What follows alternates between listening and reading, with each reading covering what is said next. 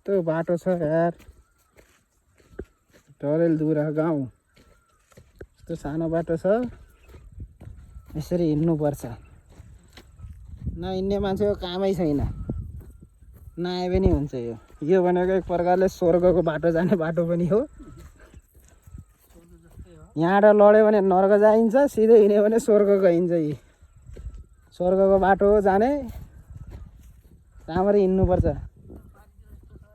यो हामी हिजो चाहिँ त्यो पहाडी टापुरादेखि यहाँ आएको, यता साइडमा यो अब त्यो टापुरा हुनाले म कहाँ देखाऊँ, जुम गरेर देखाउँछु। हो यो सानो घर देखिएछ, यो टापुराबाट हामी हिजो यहाँ आएको, यता त्यहाँबाट तल झर्दै हेर्दै। अहिले मै लड्यो भने फेरि मै पुग्छु फेरि नर्कको बाटो। त्यही भएर अब गाह्रो छ होइन। यतातिर देखाउँदाखेरि यस्तो हुन्छ।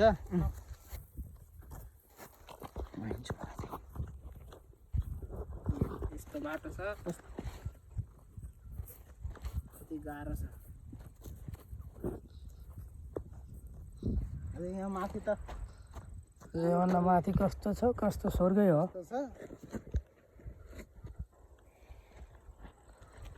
यहाँबाट तल हेर्दा कस्तो छ हेर्नुहोस् त। यस्तरी हिँडिन्छ पहाडको बाटोतिर, यस्तरी रमाइलो भनेको स्वर्गै हो देख्दाखेरि। यो क्रिस फिल्मको सुटिङमा नि देख्नुभएको छ, त्यति त्यो छेउछेउमा भएको क्रिस चाहिँ यस्तो यसमा चढेको। यो काली चढन भन्ने छ नि त्यहाँ आउँदाखेरि त्यही हो चढेको, सुटिङ भएको।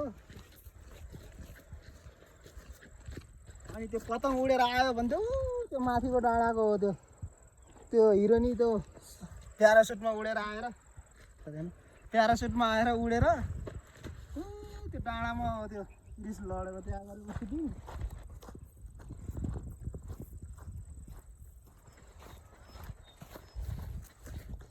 हामी उहाँ घुमेर आएको, अहिले बल्ल उहाँ घुमेर तर यहाँ पुग्यो। पहाडको बाटो चाहिँ यस्तै हो। पहाडतिरको रमाइलो यस्तै हो। यति गर्मी लाग्छ त्यही पनि ठिकै छ भनौँ, तर गरम महसुसै छैन। नेपालतिर तराईतिर भएको भइदिएला अहिले एकछिनमा बाजी पसिना चुइन्थ्यो होला।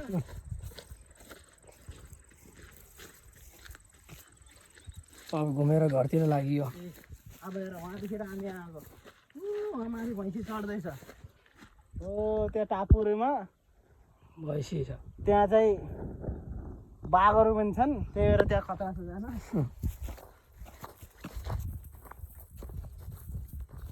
उहाँ पुलहरू पनि त्यो छ। बन्न लागेको चाहिँ पहिलाको नेपालको राजाको त्यो घर थियो, त्यो अहिले फेरि मर्मत हुँदैछ, बन्दैछ। काम चालु छ। उहाँ मन्दिर पनि छ त। यहाँ देउल भन्ने पनि छ, देउल कस्तो पनि छ ढुङ्गाको। अब तपाईँलाई अर्को देखाउँछु म। मुगलान फिल्मको सुटिङ भएको जग्गा चाहिँ त्यो परको हो। त्यो परको त्यो दिलगाई माझीले आमाहरूको भात देऊ भनेको त्यहाँ हो। त्यो दिलगाई माझीले त्यो मुगलान फिल्मको सुटिङ गर्दाखेरि त्यहाँ हो। के पाएको छ भन्दै हिँडेको त्यही हो। अनि जो माछा मार्न आयो गाउँ मिलेर भन्थे यही खोला हो, यो खोला। सबै गाउँको मान्छेहरू आएर यो खोलामा त्यो माछा मारेर बाँडेको थियो नि, ठुलो माछा पार्यो भने झगडा भएको थियो नि, हो त्यही हो। यता गाउँ छ तल, यहाँ गाउँ छ। यता पहिला स्कुल, हाम्रो स्कुल उता स्कुल छ। मैले पढ्ने स्कुल हो यो, माथिबाट। अनि त्यो हिरोनी र हिरोनीले त्यो पाता बजाउँदै भन्थ्यो नि, त्यो पल्लो डाँडादेखि हिरोले बजाउँथ्यो भनेपछि यो डाँडादेखि हिरोनीले बजाउँथ्यो। त्यो डाँडादेखि हिरोनीले पाता बजाउने भन्ने गाना थियो नि, त्यो पिपरी पी गरेर बजाउने। त्यहाँबाट हिरोले बजाउने, यताबाट हिरोनीले माथि। त्यहाँ माथि पनि त्यस्तै जङ्गल छ, अहिले यहाँ तलदेखि देखेको छैन। त्यो डाँडा माथि जानु लागेको अब देखिरहेको छ नि डाँडा। त्यो डाँडा चढ्नु पर्ने है। त्यहाँ माथि डाँडा, त्यहाँ डाँडामाथि चढ्ने हो।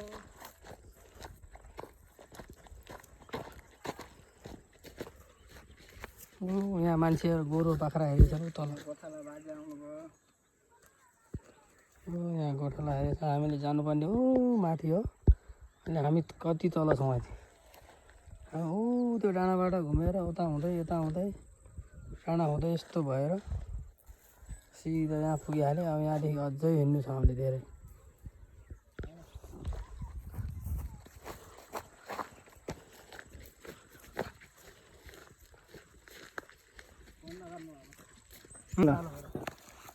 यहाँ मेरो भेना आउनुहुन्छ। मलाई चाहिँ आफ्नो गाउँ देखाउन आउनुभएको यो क्रिसहरूको सुटिङको भनेर भन्नुभएको थियो। यही गाउँमा भनेर ठाउँहरू देखिनु भयो। अब यो बाटो मैले नि देखेको छैन। हेर्नुहोस् पहाडको यस्तो रमाइलो छ। हाम्रो यहाँ बाख्राहरू कसरी रुखमा चढेर खाइरहेछन्। गोरु हुन्छ बाख्रा कसरी रुखमा चढेछ। हेर्नुहोस् बाख्रा रुखमा चढेको हेर्नु। बाजे पनि बसिरहेको यहाँ अलि बाटो खत्रै छ। त्यही भएर यस्तो मोबाइलमा ध्यान दिनुहुन्न। लडेपछि तलै गइन्छ। त्यसलाई राख्नुपर्छ। यहाँ पहाडको घरहरू यस्तो हुन्छ।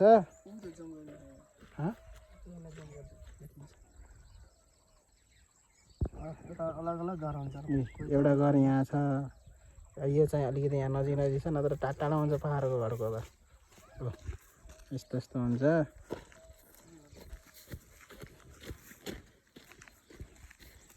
यो आकाश यस्तो छ। पहाडको मान्छे हिँड्ने मान्छे त्यही लौरो टेकेर हिँड्ने भएछन्। म झन् खुट्टाको अपरेसन भएको मान्छे झन् के हालत भयो होला। यहीँ जन्मेका यहीँ हुर्केको मान्छेहरू त्यस्तो लौरो लिएर हिँड्छन्। यो हेर्नुहोस् यस्तो हुन्छ पहाड घर।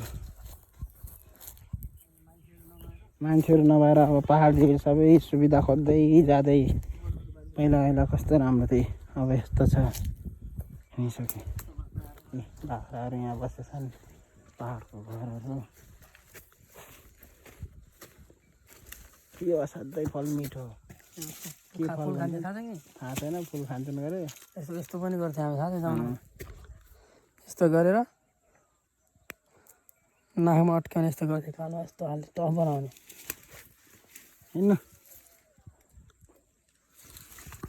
ती तल माथि चढ्नुपर्छ। यो गाउँ खेती सकेर काटिसक्यो। अघि भर्खरै काट्न बाँकी थिएन र माथि हो। उही तल उही माथि हिँड्नुपर्छ।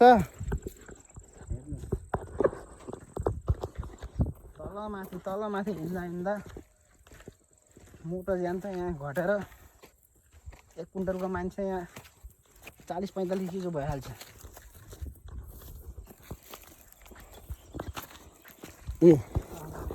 पहाडको गाउँ यस्तै छ। लथर्लुङ्गै खेतीपाती यस्तै छ।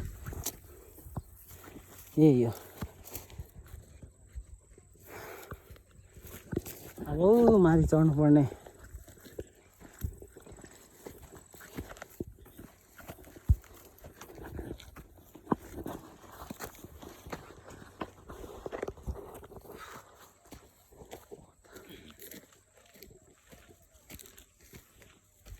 गाह्रो छ चढ्न।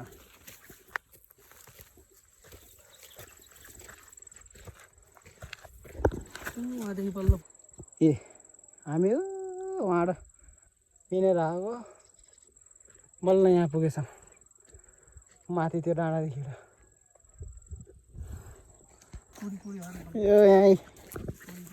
यो बाटोहरू सब पुरिसकेको छ। मान्छेहरू यहाँ जनताहरू कम भइगए। सब तराईतिर लागे पहाडतिर छोडेर। त्यही भएर अब यो पुरीहरू धेरै भयो। पहिला सफा बाटो थियो एकदम। अहिले यहाँ यस्तो छ। पहिला खेतहरू थियो सबै। अहिले यस्तो भइसक्यो। सबले बाजो छोडिसके। खेतीपाती गर्नै छोडिसके। सबै सुविधा खोज्दै हिँडे। माथि माथि घर छन् अझै कोही कोही छैनन्। प्रायः 100मा लगभग भनौँ न 85% गइसक्यो। 15% मात्रै छन्। अब पहिला पहिला यहाँ पुलो आउँथ्यो। राम्रो खाने पानीहरू हुन्थ्यो। अहिले सुकिसक्यो सब। कता गयो भ्यागुता मात्र पनि छैनन्। कहाँ डाँडा थियो हेर्नुहोस्, कहाँ यहाँ देखिँदै देखिन्न, त्यहाँ डाँडादेखि यहाँ पुगिसक्यौँ हामी।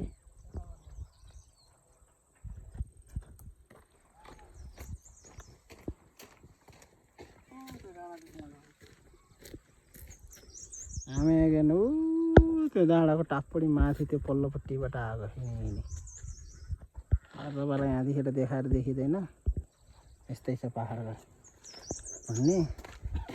अब हामी पनि पुग्न लागिसक्यौँ।